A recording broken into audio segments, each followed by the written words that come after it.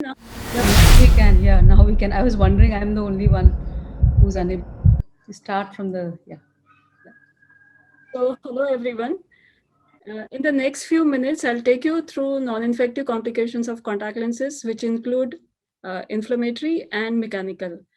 Majority of these are self-limiting and can be easily managed by contact lens practitioners as well as patients. We have heard the serious and symptomatic one by Dr. Dhaliwal, the microbial keratitis, and the others which are significant and symptomatic, which can result in contact lens discontinuation, either temporary or permanent, or they can be asymptomatic and on routine examination, we can see these. This is a collaborative research which was done in LVPI and CCLRU for almost 10 years. Data was collected and followed up for 12 months. And this paper was published way back. We have incidence of adverse events in daily wear as 1.4%, and extended wear it was higher, close to 7%. Going to the individual adverse events, that is contact lens induced acute red eye, that's CLARE.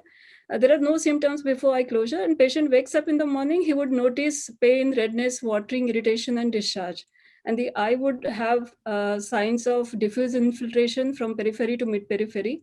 Small focal infiltrates will be there, and there won't be any significant staining. It is usually unilateral, and recurrent episodes can happen of CLARE. At the event, what we found was significant levels of gram-negative and gram-positive contamination on contact lenses. These were various organisms, but only 28% of these patients with significant levels had events. But there was varied presentation, like in some we could see petechial hemorrhages of focal congestion, and some patients had discharge. It was more common in extended wear patients compared to daily wear contact lenses. And what we thought was it was because of the bacteria which come from the upper respiratory tract or gut. In open eye, they are flushed out. And in closed eye, there is buildup of toxin which can lead to red eye. The treatment here is discontinuation of contact lens wear, and almost 100% would heal by 3 weeks of time. Coming to the another one, that's contact lens induced peripheral ulcer, where we would see a defect and infiltration and necrosis of anterior stroma. That's why the name is CLPU.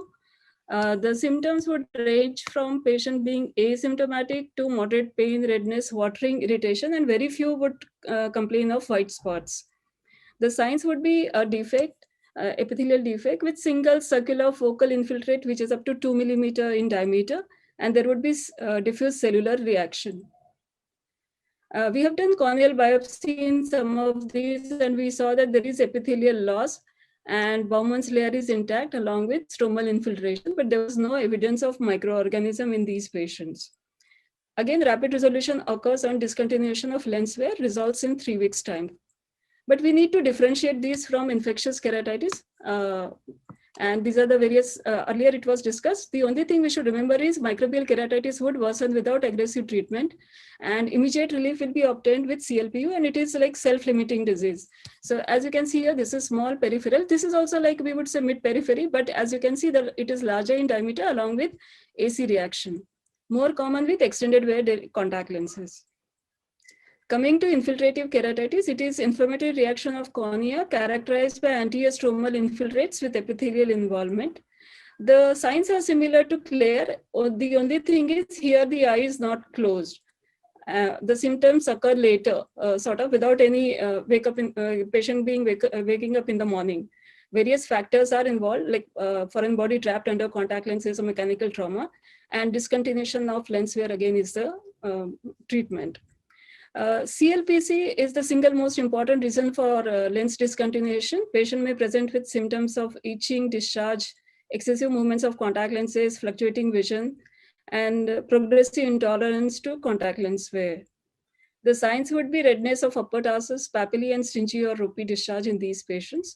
It can be general, it can be localized. It is due to hypersensitivity reaction and mechanical trauma from lens edge or surface, and more common with high decay lenses compared to low decay lenses. And the location would guide us whether it is related to soft contact lenses. Again, if it is classic, sometimes there may be permanent discontinuation of contact lenses, but if it is early asymptomatic, reducing the wearing time and providing new lenses would help. Localized, we can see we can discontinue lens wear for 2 weeks, monitor these patients, and if symptom improves, we can continue lens wear, but papillae would be visible in these patients. So decreasing wearing time, switching to a different lens type, using frequent replacement lenses, proper cleaning would help, and along with the medical management would help reduce this complication. Coming to superior epithelial arcuate lesion, it's mechanical injury to corneal epithelium, which is characterized by this arc-like lesion, which can be seen here. The patient may be asymptomatic or may complain of foreign body sensation, irritation, and discomfort. This is arc-like grayish-white lesion, as I showed you earlier, and here with hipped-up edges, and it will take up stain. It is mostly seen with high modulus lenses, and also depends on the lid tone of a patient, seen with high decay lenses, and it resolves after discontinuation of lens wear. So most of these reactions are significant. Coming to asymptomatic infiltrates, these are very small, focal, and usually seen only on examination, and this can be bilateral. Based on this, we have done again a retrospective study, and what we found was that in 544 soft contact lens users, we had 12.5% of these adverse events. So we know that there are various risk factors like age, ametropia, history of prior ocular inflammatory events, smoking, and corneal staining and limbal redness, and also the extended wear. So these inflammatory events are because of microbial contamination of contact lenses, vascularization, reduced lens movement or dry eyes, dry spots, and working in non-ideal environments. So we did few more studies to know why these happen, how can we prevent these. And what we found that less adverse events were noted if we did a morning replacement of lens rather than doing a nightly replacement, because that would reduce the adverse events. Rubbing and rinsing of the lenses each morning resulted in less mechanical adverse events, but it increased CLARE.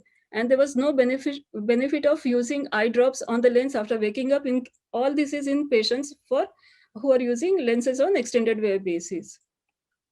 So to summarize, the serious and symptomatic complication of microbial keratitis should be referred appropriately, and the significant symptomatic, all these, and the non-significant asymptomatic can be taken care of by contact lens practitioners. And even if the patient discontinues contact lenses, probably if he's better, he may not come to us. Thank you so much. I think I finished in time. Thank you so much. Thank you. Yeah, I think you're right on time. So thank you. Sorry,